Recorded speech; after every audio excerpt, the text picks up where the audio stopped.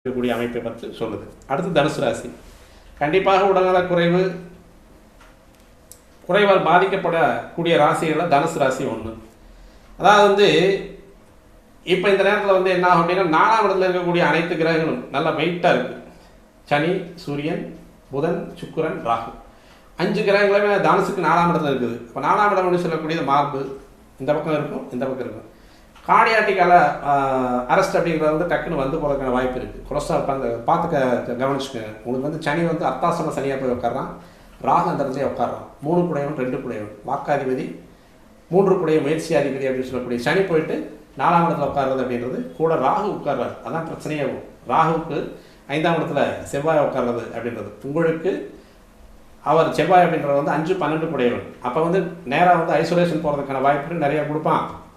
அப்போது கார்டியாட்டிக் arrest, panic attack மற்றும் சுவாச உறுப்பு கோளாறுகளை தரும் காலகட்டம் இது. இடமாற்றத்தில் தூக்கி அடிக்கும். எங்கே ஒரு பக்கம் தூக்கி வீசிடும். இங்கே இருக்க வேண்டாம், நீ எங்கே ஒரு பக்கம் போட அப்படின்னு வேலையிலையும் சரி வீட்லேயும் சரி தூக்கி வீசிடும்.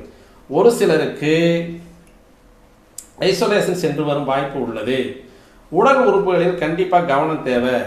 கணவன் மனைவி உறவு சில நேரம் உடலிலும் சில நேரம் குடலிலும் என்ற முறையில் செல்லும்.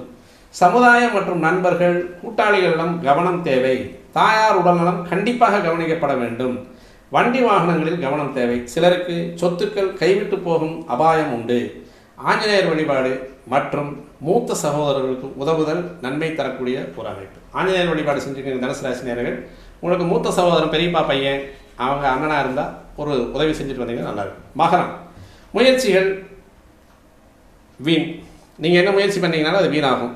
தேவையில்லாத மன அழுத்தம், நித்திரைக்கேடு, பாதங்களில் ரணம், எரிச்சல், எதிரிகளின் வலையில் வீழ்வது, வயது வித்தியாசம் இல்லாத காதல் மலர்வது, தெய்வ குற்றங்களுக்கு ஆளாவது,